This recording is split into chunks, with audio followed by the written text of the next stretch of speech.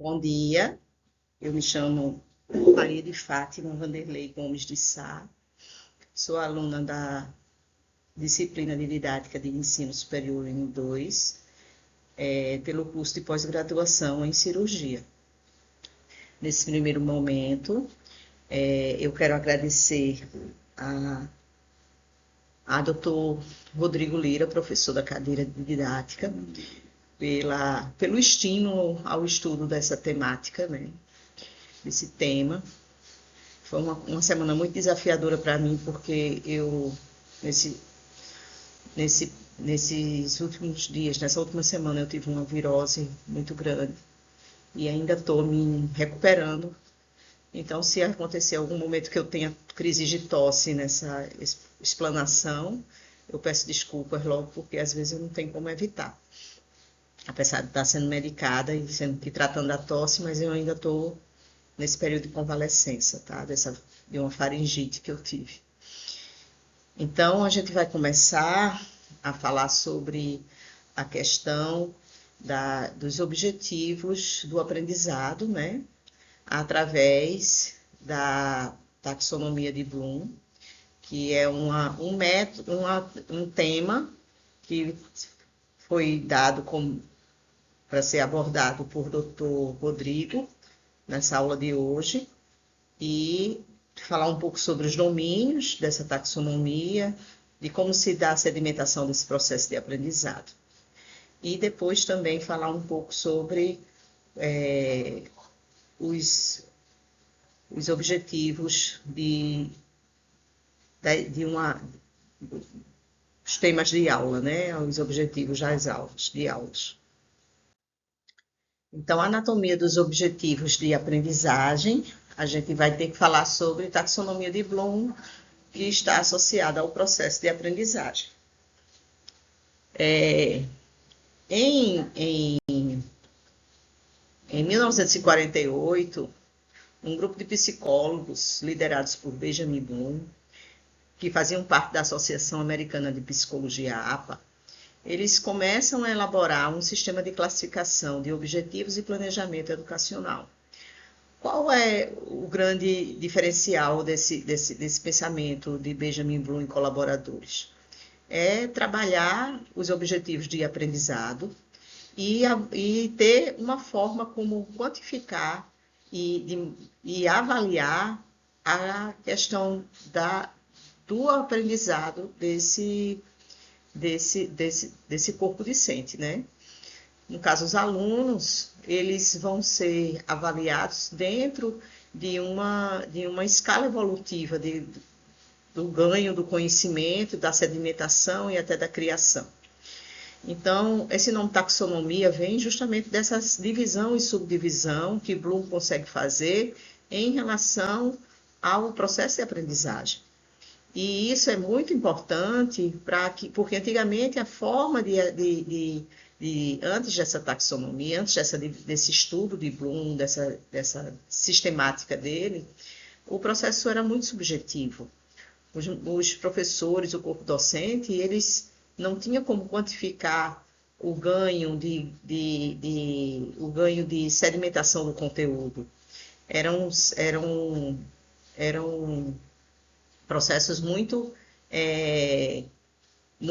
na base do que eu acho que a turma ganhou, eu acho que o aprendizado foi bom, eu acho que conseguimos chegar nesse ponto. Então, assim, agora, não, depois da taxonomia de Bloom, do ano de 56, porque ele começa em 48, mas ele só termina essa classificação em 1956. Daí em diante, a gente tem uma outra proposta de avaliar o conteúdo o aprendizado dos conteúdos, né? Então, a contribuição da taxonomia de Bloom é justamente essa, o estabelecimento de critérios que facilitem a objetividade e rompam com a subjetividade do processo avaliativo, colaborar na elaboração de provas como instrumentos que aproximam a avaliação de uma prática de investigação e oportunidade de aprendizagem. Os domínios da taxonomia de Bloom. Então, Bloom divide esses marcos de aprendizado em critérios, né? Em domínios, desculpa, em domínios. Ele fala do domínio cognitivo, do domínio afetivo e do domínio psicomotor. O domínio cognitivo é justamente a parte da sedimentação desse conteúdo que é entregue ao aluno, por parte do aluno, em níveis. O domínio cognitivo vai ser explanado bem especificamente nos próximos slides, e ele é muito importante porque ele é a parte do que fica sedimentado como conhecimento no aluno. Conhecimento de produção literária, de produção, de aplicação de problemas, de criação. Então, tudo começa com o reconhecimento, com a compreensão, com a análise, a avaliação, até o criar. Então, são seis subcategorias, que eu vou falar especificamente em cada uma, mas já fica essa primeira ideia de que tem a ver com o aprendizado propriamente dito, a parte da cognição, do entender, do compreender e da aplicação de todo o conteúdo que foi aprendido. O domínio afetivo é justamente aquele momento, aquele domínio da afetividade do aluno em relação ao conteúdo passado. É o entusiasmo, é a vontade de aprender, a tranquilidade do aluno em saber que está aprendendo direito o conteúdo, de que ele é leve, de que ele é de fácil... Ele, apesar da dificuldade do aprendizado, porque de ter que passar por todas as etapas do aprendizado do domínio cognitivo, o aluno faz questão, ele tem gosto em se aprofundar no conteúdo programático. Isso eu acredito, não li em paper nenhum sobre isso, mas eu acredito que essa parte desse domínio afetivo tem muito a ver com a forma como o professor é facilitador do conteúdo. Porque, nesse caso, o professor vai ajudar esse aluno a encarar o conteúdo não como um desafio ruim nem enfadonho, mas um desafio de percepção, de uma emoção positiva em relação ao aprendizado novo. E o domínio psicomotor é quando você está muito ligado aos cursos de técnicos, onde há o término de um produto manufaturado através do conhecimento adquirido, ou mesmo de uma pesquisa, ou mesmo da criação de um determinado objeto ou de uma determinada substância, que é justamente a materialização do conhecimento. O domínio cognitivo, como a gente falou antes, ele vai ser agora abordado mais minuciosamente, porque ele é um dos domínios mais importantes, é onde o aprendizado se dá de maneira propriamente dita, né? Ele tem foco no aprendizado do conhecimento, ele é crescente, ele vai dos níveis mais simples para os níveis mais complexos, apresenta subdivisões, é uma hierarquia acumulativa, ou seja, ele está sempre... para você passar de um subtipo para outro, você tem que ter o acúmulo do subtipo anterior. Não tem como você criar sem ter o conhecimento. Não tem como você avaliar sem ter aplicação. E assim você vai ganhando, subindo degraus do domínio cognitivo, até chegar no alto patamar do conhecimento daquele conteúdo. E ela está associada a verbos de ação, mas na revisão feita por Loren, né, em 2001. Na realidade, quando Bloom fez os domínios em 48, que foi liberado para a comunidade científica em 56, ele coloca como substantivos, né? Mas Lora, em 2001, troca esses substantivos para verbos de ação. Quando a gente vai falar sobre o domínio cognitivo exposto em 48, de 48 a 56, né, produzido aí nesse período, a gente fala sobre substantivos, mas todo substantivo está ligado a uma ação. Ele não vai ser uma coisa só de substantivo, ele tem a ação para poder haver o ganho, né, daquele domínio. Então, as subdivisões do domínio cognitivo, lançada em 1956 por Bloom e colaboradores, começa de baixo para cima, é uma crescente. A primeira é o conhecimento, a segunda a compreensão, a terceira a aplicação, a quarta análise, a sexta síntese e a quinta síntese e a sexta avaliação. No conhecimento, a gente tem justamente o primeiro momento, o primeiro contato do aluno, do corpo discente com o conteúdo a ser abordado. É o momento em que o professor vai fazer as suas considerações, os seus conceitos, e o aluno vai ter que, ele está associado à lembrança, à memória do aluno. Ele vai fazer com que o aluno vai ter que lembrar do que foi dito como conceito básico desse conhecimento. Isso é muito explorado no ensino fundamental, onde o aluno ainda não tem, assim, ele está entrando em contato com os conhecimentos, ele precisa de que o professor defina para ele a ideia do professor vai ser repassada para o aluno. Então, esse é um momento em que o aluno muitas vezes não tem condição ainda, pela própria questão de fisiologia, né, do sistema nervoso e do início do aprendizado, o primeiro contato com os conteúdos programáticos. Esse é o momento, é o domínio que é mais utilizado nesse tipo de nível, né, de nível de aprendizado. À medida que a pessoa vai crescendo e amadurecendo o sistema nervoso central e aprendendo e tendo condição de elevar o seu aprofundamento nas subdivisões de domínio, você vai sintetizando e agrupando as outras etapas. Então, na compreensão, o aluno já tem a capacidade de ele dizer com as próprias palavras dele o que ele aprendeu na memória, o que está na memória dele sobre aquele conhecimento, o que está no famoso, no que aconteceu naquele decoreba, né, entre aspas, da aula expositiva.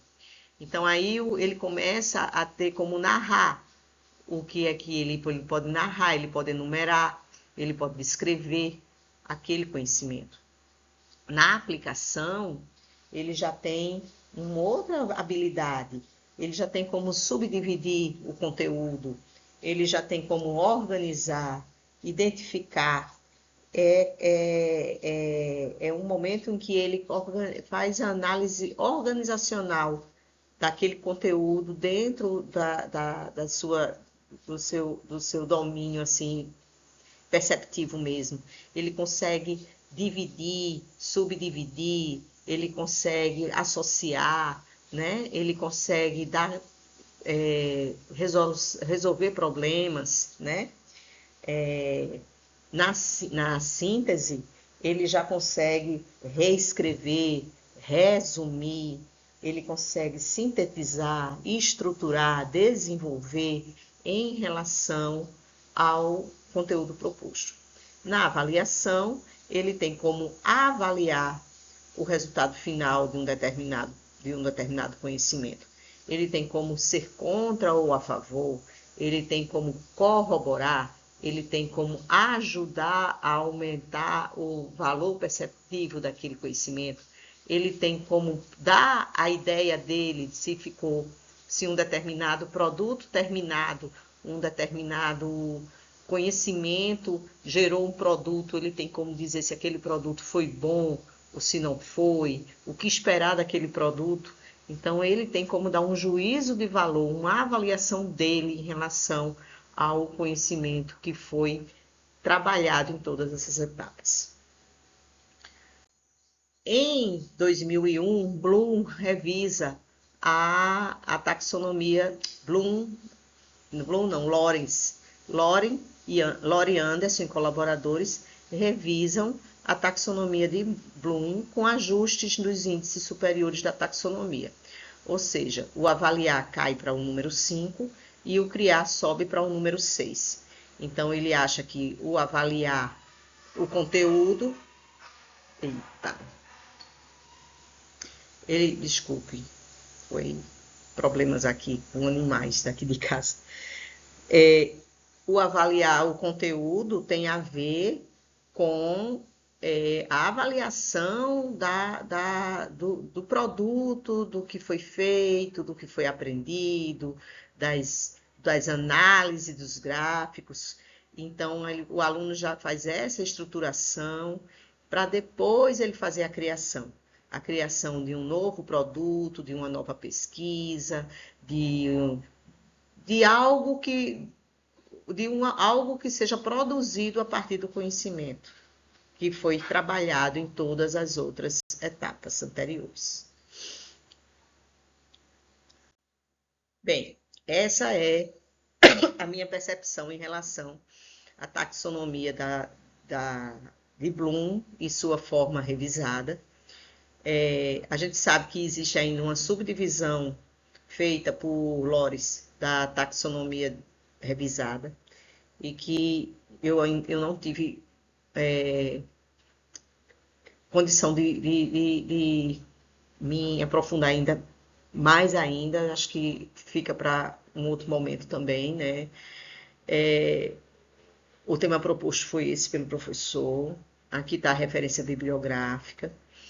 Eu, além dessa referência, eu trabalhei também em alguns videoaulas do YouTube de professores de mestrado da PUC do Rio Grande do Sul sobre didática em taxonomia. E acredito foi muito enriquecedor para mim essas 2 semanas, porque eu entrei em contato com uma temática que eu não conhecia de jeito nenhum. Foi tudo muito novo para mim. Foi muito desafiador pelo processo de doença que eu enfrentei e tendo que trabalhar. Não tive como deixar de fazer nada na minha vida por causa dessa doença, mas que foi de um grande ganho. Eu aprendi muito.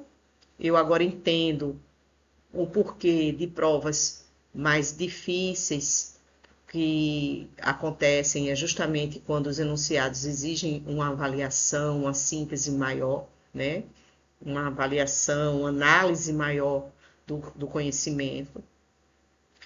Eu acredito que a gente passou por essa parte de taxonomia de Bloom, as 6 etapas nessas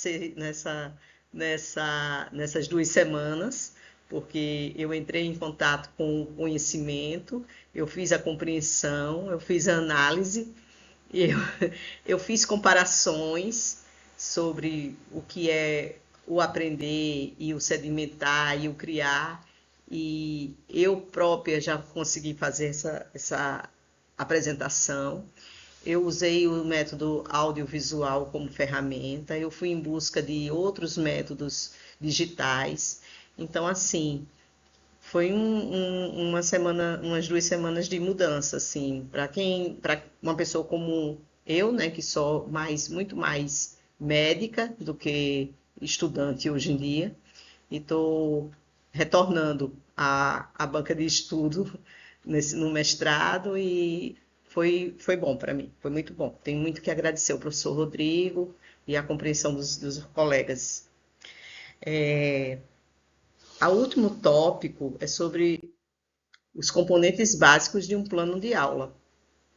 Então, a gente vai ter aqui a identificação, o objetivo, a metodologia, o recurso e a avaliação. A identificação do plano de aula é você pegar a aula e passar por todas essas etapas do plano, né? Uma delas é a identificação. É você colocar o nome da instituição, o nome do curso, o ano letivo, o bimestre, o nome do professor, a área de conhecimento, a carga horária, o tema da aula, que é o assunto, o conteúdo programático e o tópico, a sequência ser apresentada. O objetivo é o conteúdo da aula, que ela se propõe, porque ela se propõe e como esse conteúdo vai ser passado, né? O processo metodológico é como eu vou passar esse conteúdo, né? Só falando, expondo, vai ser uma aula dialogada entre eu e o aluno, entre eu e o corpo discente, vai ser uma aula dinâmica, com debates, seminários. Lá na frente eu posso colocar exercícios de análise, situações de problemas. Os recursos didáticos audiovisuais utilizados na aula para chamar a atenção do professor, do aluno e usar um dos domínios da taxonomia de Bloom entra aqui, né? Na minha concepção, eu acho que entra aqui, que é justamente o domínio afetivo, é o momento em que o aluno, através de como foi passado aquele conteúdo, ele se entusiasma, o professor é um facilitador do aprendizado e o aluno consegue sentir uma sensação boa desse aprendizado novo, uma sensação de novidade, de que ele sabe algo diferente que os demais não sabem, a partir de ter tido a oportunidade daquela aula, né? Então, você tem slides, vídeos, DVDs e ferramentas digitais para trabalhar com os alunos. A avaliação, que é a participação dos alunos através de análise de caso, aulas práticas, situação de problemas e apresentação de trabalhos. E as referências, que é indicar os autores, as obras utilizadas na preparação das aulas, os livros periódicos e os sites visitados. Tudo que onde você passou a sua vista e enriqueceu sua aula com essas informações, elas devem ser acrescentadas nas referências como a fonte onde você buscou as informações para passar para os alunos, até para eles poderem se aprofundar mais, né? Então é isso. Muito obrigada pelo tempo do senhor professor de analisar a minha avaliação, o meu conteúdo, a minha exposição, o meu crescimento durante esse período, tá? Nesses primeiros 15 dias de disciplina. Eu só tenho a agradecer e acredito que ainda vou aprender muito mais, porque estamos só começando nossa caminhada, né? Muito obrigada por tudo e até em breve.